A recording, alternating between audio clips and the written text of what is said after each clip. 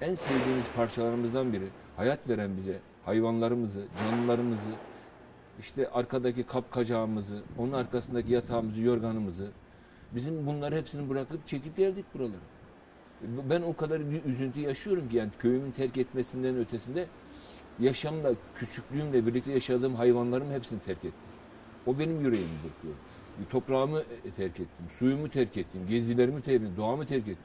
Benim köyümün etrafında binlerce dağ keçişi yetişirdi. Binlerce keklik yetişirdi.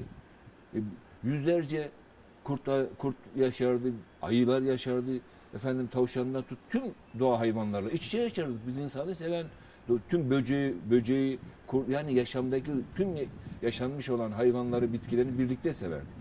Bu da bizim onlarla olan yaşamışın niteliğimizi, canlılığımızı katardı bize. Mutluluk ederdi bize.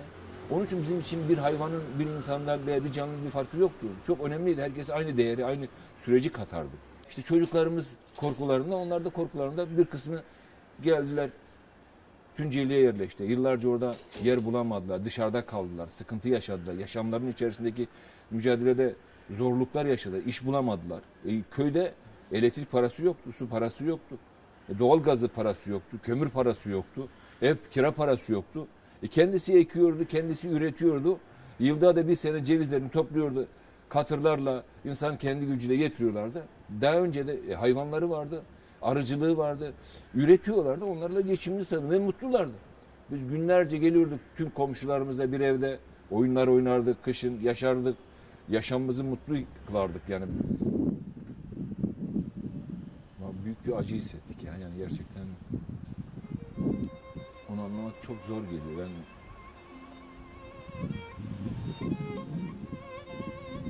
Yani köyden ilk çıktığım zaman çok ağır bir travma yaşamıştım ben kendi anlamda. Yani onları hatırlatmak beni acayip şu anda kötü ediyor.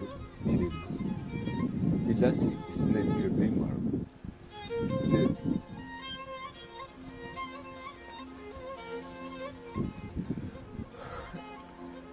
yani Jerry isminde bir katırım var.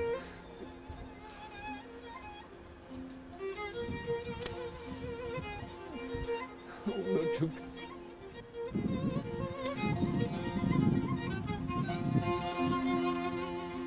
onlar kaldılar. Yani köpek, o Lassie dediğimiz köpek Tunceli'ye kadar arabanın arkasında koşmuştu. Şehrin bu kadar bir hayvana bakacağını düşünememiştim ben. Yoksa onu beraber getiriyordum.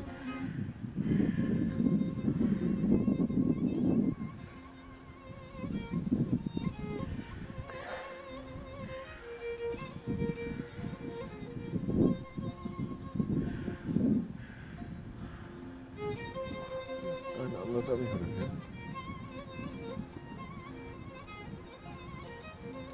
Çok başka bir duyguydu ya.